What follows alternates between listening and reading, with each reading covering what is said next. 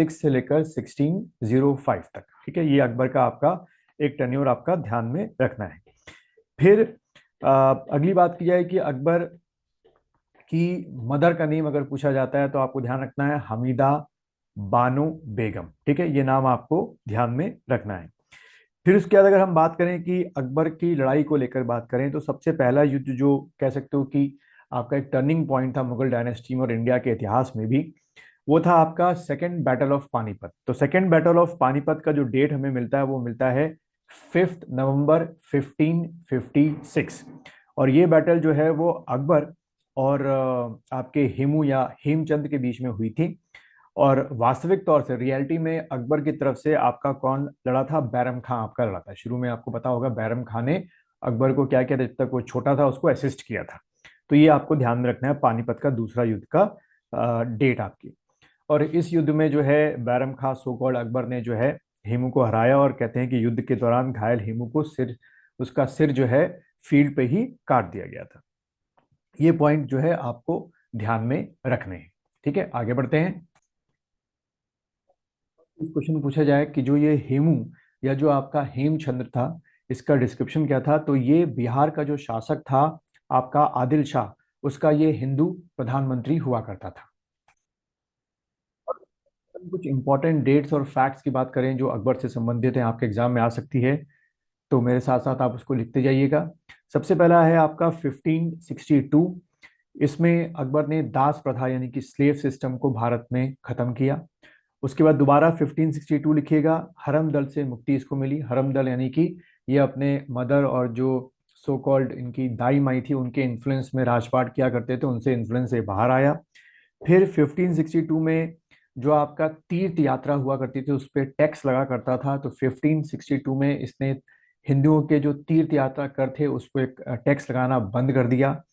उसके बाद 1564 में इसने जजिया टैक्स जो है भारत पे खत्म कर दिया, यानी कि जो नॉन मुस्लिम्स हुआ करते थे अब वो आपके टैक्स नहीं देंगे, तो ये प्रोविजन 1564 में जजिया टैक्स को खत्म किया।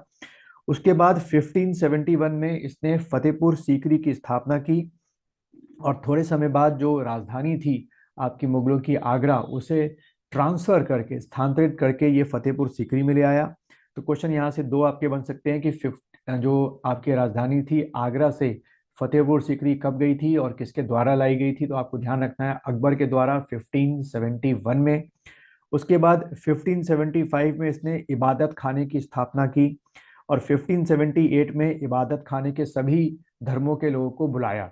कहते हैं कि इबादत खाने में ये सभी धर्मों के लोग, चाहे वो आपके हिंदू हों या आपके ईसाई हों या किसी और धर्म के लोग हैं या बौद्ध हों, उनको उनके गुरुओं को बुलाया करता था, उनके साथ सोशल इश्यूज पर और जो आपके एडमिनिस्ट्रेटिव इश्यूज होते हैं या लॉ के इश्यूज होते हैं उस पर डिस्कशन किया करता था, और उसी के अकॉर्डिंग जो है ये अपने नए लॉज जो है वो बनाया करता था। उसके बाद इसने 1579 में मजहर की घोषणा की। कहते हैं कि मजहर की घोषणा करने के बाद इस्लामिक लॉज में या इस्लामिक धर्म में इसको सर्वोच्च समझा जाने लगा। उसके बाद 1582 में इसने एक कहते हैं कि एक नई चीज शुरुआत की, दीन ए हिलाही। वो इतना पॉपुलर नहीं हुआ, कहते हैं इट इज अमेलगेशन, कई धर्मों का कई चीजों का अमेलगेशन था। लेकिन आपको याद करना है कि दीन ए इलाही कब आपका शुरू हुआ, तो आपको ध्यान रखना है 1582 में। उसके बाद 1583 में इसने इलाही संवत की शुरुआत की, और इलाही संवत भी कहते हैं कि एस्ट्रोनॉमिकल चीजों पे बड़ा ही असरदार हुआ करता था। फिर कई बार क्वेश्चन क्या आता है कि इसके जो रिलीजियस, अगर हमें पॉइंट ऑफ व्यू से बात करूं कि इसके रिलीजियस पॉइंट ऑफ व्यू से क्या इसके फैक्ट्स थे, तो जैसे इसके हैं कि अकबर ने झरोका दर्शन, तुला दान और पाबोस जो जैसी जो आपके ट्रेडिशंस हुआ करते थे, परंपराएं हुआ करती थी, दोबारा इसने क्या करवाई, शुरू करवाई। इसी तरीके से आपके दो जैन धर्म के संत थे, आपके मॉन्क्स थे, हरि विजय सूरी और जिन चंद्र सूरी, जो अकबर के समकालीन थे। और अगर अगला क्वेश्चन आएगा तो कुछ इस तरीके से आ सकता है कि हरि विजय सूरी को अकबर ने जगत गुरु की उपाधि दी, और जिन चंद्र सूरी को अकबर ने युग प्रधान की उपाधि दी। ठीक है, ये आपको ध्यान में रखना है। फिर उसके बाद अकबर ने जो सिख गुरु थे रामदास उनको 500 बीघा जमीन, 500 एकड़ ऑफ लैंड जो है वो डोनेट की थी। आगे चल के इसी जो जमीन जो आपकी अकबर ने रामदास जी को दी थी, आगे चल के इसी पे अमृतसर नगर और स्वर्ण मंदिर की स्थापना हुई।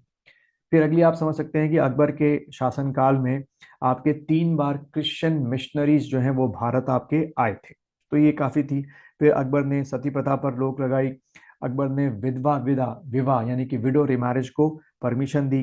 अकबर ने ट्रांसलेशन डिपार्टमेंट जो है इस्टेब्लिश करवाया था, और कहते हैं कि अकबर के ट्रांसलेशन डिपार्टमेंट में महाभारत, रामायण, अथर्ववेद, उसके बाद लीलावती हो गई, तजाक हो गई, बाइबिल हो गई, राज तरंगनी हो गई, ऐसी पंचतंत्र हो गई, ऐसी काफ़ी किताबें जो हैं वो ट्रांसलेट हुई थी। तो आप समझ सकते हैं कि अकबर का चाहे एडमिनिस्ट्रेशन हो, कल्चरल हो, या आपका धार्मिक हो, लॉ हो, उसमें काफ़ी अच्छी आपकी पकड़ थी। तो ये कुछ ऐसे फैक्ट्स हैं बच्चों जो अक्सर आपके एग्जाम में पूछे जाते हैं।